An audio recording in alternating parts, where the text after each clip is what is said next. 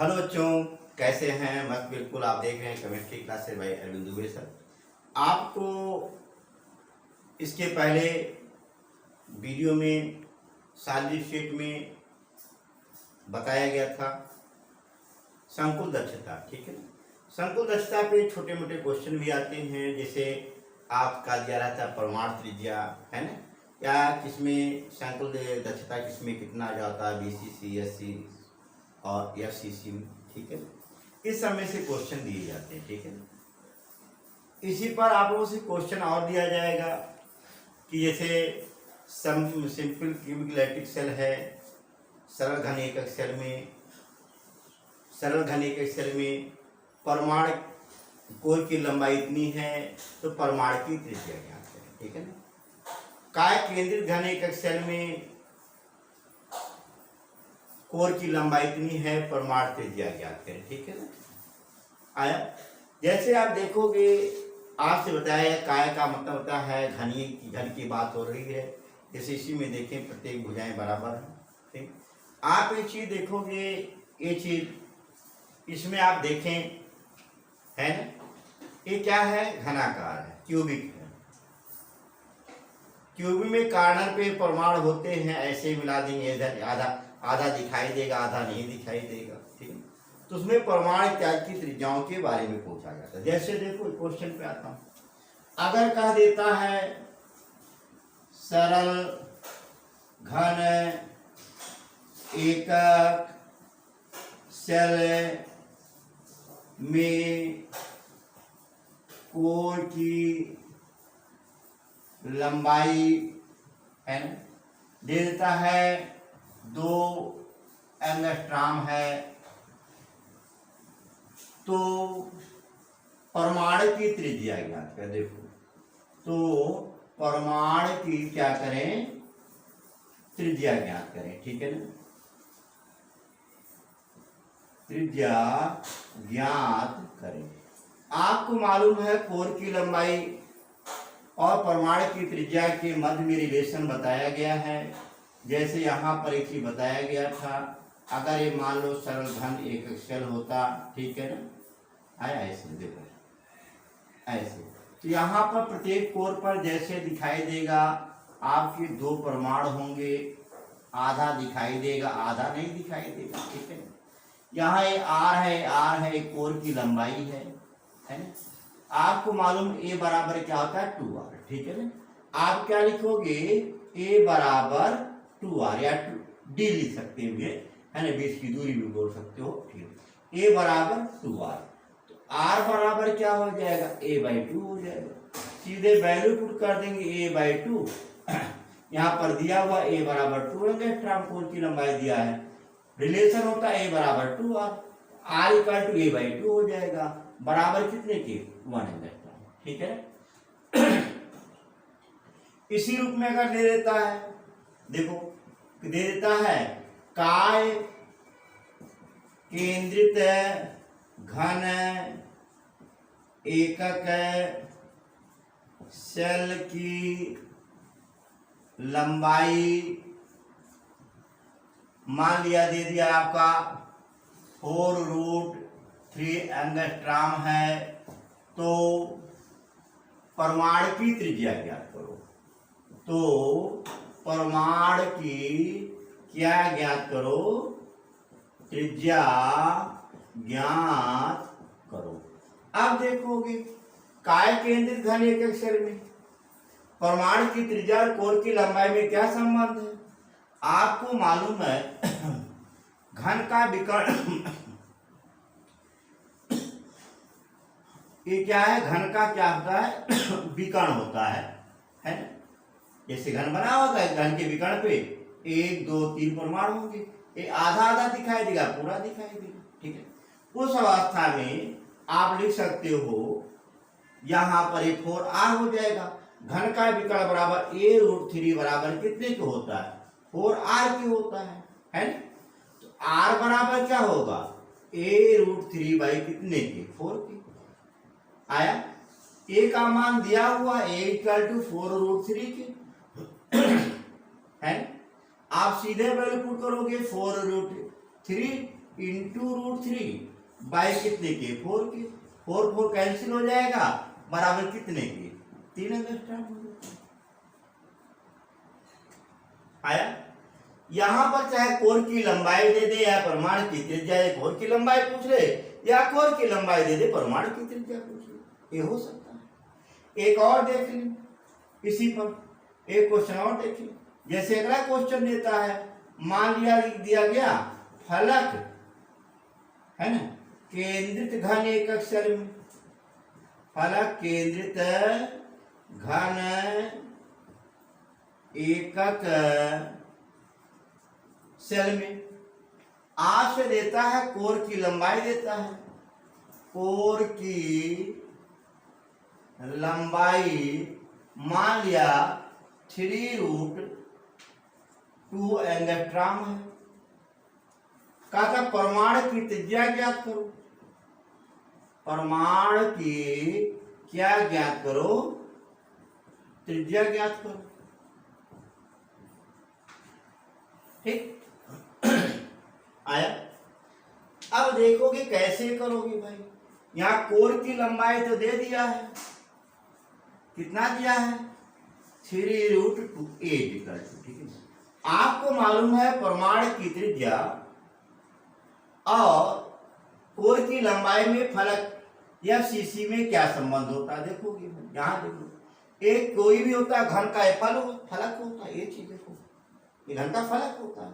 एक परमाणु यहाँ, एक परमाणु यहाँ, एक परमाणु यहाँ, देखो है ना, 1 2 3 इसी फिगर पर।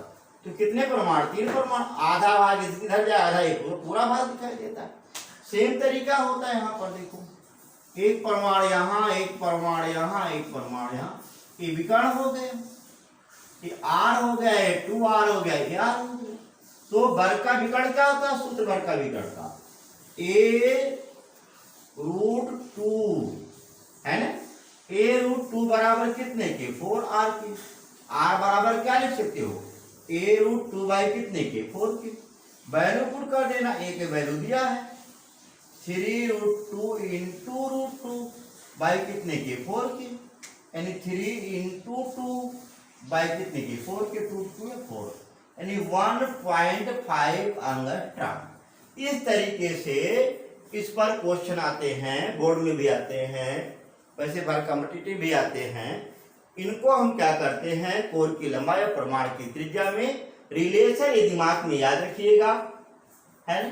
जैसे यस्सी में सरल घन एकक सेल में कोर की लंबाई और परमाणु की त्रिज्या में संबंध R बराबर a/2 होता है। काय केंद्रित घन एकक सेल में परमाणु की त्रिज्या और कोर की लंबाई में क्या संबंध होता है, R बराबर a√3/4 होता है। इसी तरीके से इसमें a√2 क्या होता है, 4 होता है। फलक केंद्रित घन एकक सेल में कोर की लंबाई और परमाणु त्रिज्या के बारे में कंफर्म हुआ, इतना आया। अब इसी पर छोटा सा टॉपिक और है, जैसे क्रिस्टलों में दोष, डिफेक्ट है। क्रिस्टल में डिफेक्ट क्या होता है, पहले इसके बारे में सुने। आदर्श क्रिस्टल क्या होता है, ठीक है, और क्रिस्टलों में दोष क्या होते हैं, क्रिस्टलों में दोष कितने प्रकार के होते हैं, इन सब पर थोड़ा सा हम लोग डिस्कस करेंगे, ठीक है ना। अब देखोगे जैसे क्रिस्टलों में दोष क्या होता है, क्रिस्टल डिफेक्ट क्या होता है, देखेंगे, इसके बारे में ध्यान देंगे। वह क्रिस्टल जिसमें सभी परमाणु एक नियमित व्यवस्था में व्यवस्थित होते हैं, क्या बोला, वे क्रिस्टल जिसमें सभी परमाणु एक नियमित व्यवस्था में व्यवस्थित होते हैं, उसे हम लोग आदर्श क्रिस्टल कहते हैं। आया आपसे आता आदर्श क्रिस्टल क्या होता है पहले, और आदर्श क्रिस्टल में जब व्यवस्था में भिन्नता दिखाई देगा तो दोष दिखाई देगा। आपसे आता है, ध्यान देंगे क्या बोलेंगे, वह क्रिस्टल जिसमें, देखिए, वह क्रिस्टल जिसमें सभी परमाणु एक निश्चित ज्यामित व्यवस्था क्या है?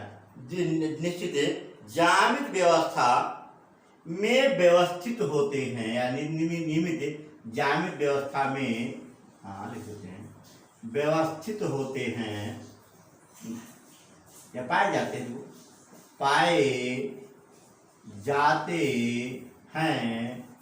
उन्हें आदर्श क्रिस्टल कहते हैं। ध्यान देना, यानी कि वह क्रिस्टल जिसमें सभी परमाणु एक निश्चित ज्यामित व्यवस्था में पाए जाते हैं, उन्हें हम क्या कहते हैं? आदर्श क्रिस्टल कहते हैं। अब आदर्श क्रिस्टल में अनादर्श कैसे बनाओगे, ये भी सवाल है। यदि ताप दे दो, ताप बढ़ा दो, है ना, तो क्रिस्टल इधर उधर भागने लगते हैं। जैसे अभी आप टेम्परेचर बढ़ा दिया जाए, गरमा दिया जाए, आप इकट्ठा बैठे हुए हो, टेम्परेचर बढ़ जाए, इधर उधर धक्का मुक्की करने लगोगे, है ना, अपनी अपनी व्यवस्था देखोगे। तो जब ताप बढ़ा दिया या बाहर से कोई अपद्रव्य मिला दिया जाए, ताप बढ़ा देने पर या बाहर से अपद्रव्य मिला देने पर क्रिस्टल की व्यवस्था बिगड़ जाती है।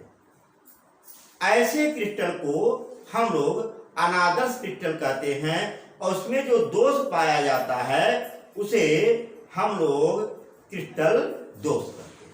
कन्फर्म हुआ? क्लियर हुआ? आप इस चीज को थोड़ा सा ध्यान देंगे।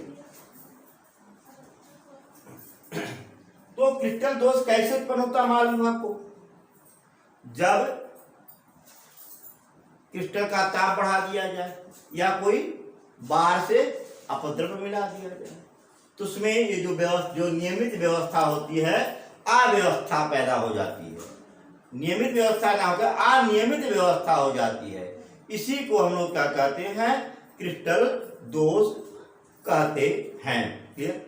अब इसी पर आते हैं, क्रिस्टल दोष में ये कितने प्रकार के होते हैं, इसके बारे में थोड़ा सा ध्यान देंगे। देखिए क्रिस्टल दोष या बिंदु दोष, ये सब दोष होते हैं, ठीक है ना। क्रिस्टल दोष के प्रकार जो होते हैं, क्रिस्टल दोष है ना के प्रकार, देखो क्रिस्टल दोष के मुख्यतः 3 प्रकार होते हैं, ठीक है।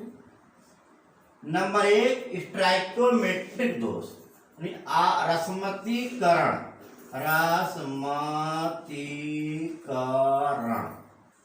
दोष, ठीक है ना।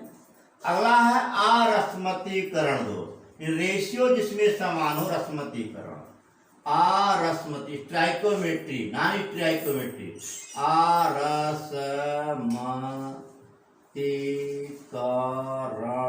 दोष, ठीक है ना। और ये क्या है? पहला रसमतीकरण, दूसरा क्या होता है? अरसमतीकरण, और तीसरा जो होता है ये आपका क्या होता है? अशुद्धि दोष। अशुद्धि दोष देखिए, ठीक है ना। इम्प्योरिटी डिफेक्ट, स्ट्राइकोमेट्री, नॉन स्ट्राइकोमेट्री और इम्प्योरिटी, ये 3 प्रकार के क्या होते हैं? आपके डिफेक्ट होते हैं। रसमतीकरण का मतलब रेशियो जिसमें क्या हो, परमाणुओं के रेशियो में कोई अंतर न हो, धनायन ऋणायन के जो रेशियो हो वो समान हो, ऐसे दोष क्या होते हैं? रसमतीकरण होते हैं। अरसमतीकरण मतलब उनके रेशियो क्या हो? समान हो। अशुद्धि दोष का मतलब कौन हो? बाहर से लाकर के क्या मिला दो? अशुद्धि मिला दो, है ना, ये अशुद्धि दोष होता है, ठीक है।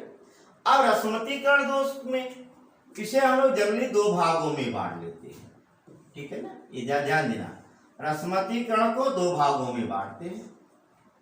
पहला जो भाग होता है ये आपका साटकी दोष, साटकी माने छटकी, और दूसरा क्या होता है? आपका थैंकल दोष। ध्यान देना, नंबर 1 क्या है? साटकी दोष, और दूसरा क्या होता है? आपका थैंकल दोष। अरसमतीकरण दोष क्या होता है? ध्यान देना, इसे हम लोग जनरली 4 भागों में बांटते हैं। देखो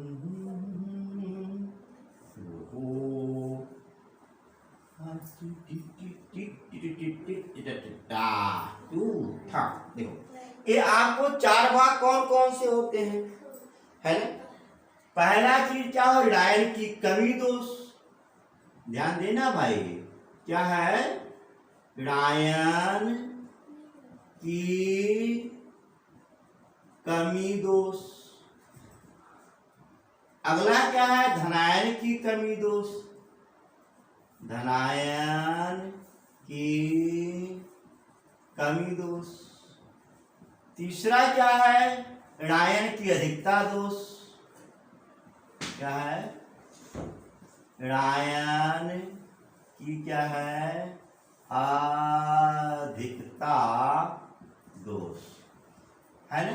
और चौथा क्या है, धनायन की अधिकता दोष, धनायन की क्या है, अधिकता दोष।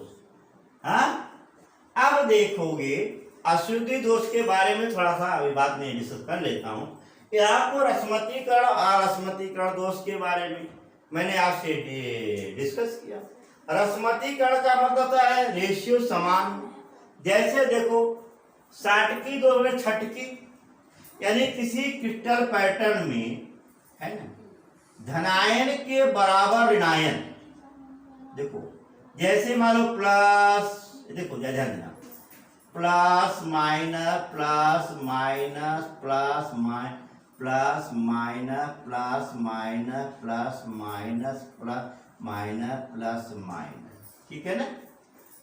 देखो जितने प्लस है उतने माइनस, 1 2 3 है, देखो 1 2 3 4 5, गिन जरा, 1 2 3 4 5 6 7 8, 8 धनायन भी और क्या 8 क्या ऋणायन, एक धनायन और एक ऋणायन। मान लो यहां से ऋणायन गायब कर दो, यहां से ऋणायन गायब कर दो, यहां से धनायन गायब कर दो। साटकी माने छटकी, धनायन के बराबर ऋणायन अगर क्रिस्टल में से छटक जाए, निकल जाए, तो इस प्रकार के दोष को क्या कहते हैं, साटकी दोष। यह रसमतीकरण है, अतः रेशियो समान ही होगा। जैसे पहले देखो 8 धनायन थे 8 ऋणायन थे, 8 8 कट के एक ही हो गए। अब इसमें क्या बचा, 6 धनायन और 6 ऋणायन कट के क्या एक ही हुआ। इनके धनायन और ऋणायनों के रेशियो क्या होंगे, समान होते हैं। ऐसे दोष को हम लोग क्या कहते हैं, देखिए ये रसमतीकरण के अंतर्गत एग्जाम्पल में आता है। रसमतीकरण को साटकी और क्या होता है, फ्रैंकल दोष कहते हैं। साटकी दोष का मतलब क्या होता है, जिसमें क्या होता है, धनायन के बराबर ऋणायन क्रिस्टल से बाहर चला जाए, ऐसे दोष को क्या कहते हैं, साटकी दोष कहते हैं, ठीक है ना। आया, क्लियर हुआ। धनायन के बराबर ऋणायन क्रिस्टल से क्या कूद करके बाहर चला जाए। कोई परिवार है, परिवार से पति पत्नी दोनों बाहर चले जाए, ये कौन सा दोष है, दोनों जाए, एक ही नहीं दोनों जाए, तो ये कौन सा दोष हो गया, इसे कहते हैं साटकी दोष। का के कि परिवार से छटक करके बाहर हो गए, है, ये कौन सा दोष है, साटकी दोष। क्लियर। अगला होता है फ्रैंकल दोष। फ्रैंकल माने फिसल गया, यानी कि जैसे आप जा रहे हो, ऑटो रिक्शा से जा रहे हो, सभी लोग सीट से बैठे हो, सीट में बैठे हो, एक कोई बंदा उसी में से छटक करके, है ना, उसी के टेम्पो के बीच में ही क्या कर गया, जो खाली स्थान उसमें गिर गया, है। उसके धनायन ऋणायन में कोई परिवर्तन हुआ, उसके घनत्व में कोई परिवर्तन हुआ, उसके घनत्व में कोई परिवर्तन नहीं होगा। यहाँ पर घनत्व में परिवर्तन होगा, ध्यान देना, लेकिन यहाँ पर अगर फ्रैंकल की बात हुई तो घनत्व में परिवर्तन नहीं होगा। फ्रैंकल दोष जरा देख लेना, फिर इसके बाद आगे डिस्कस करूंगा मैं।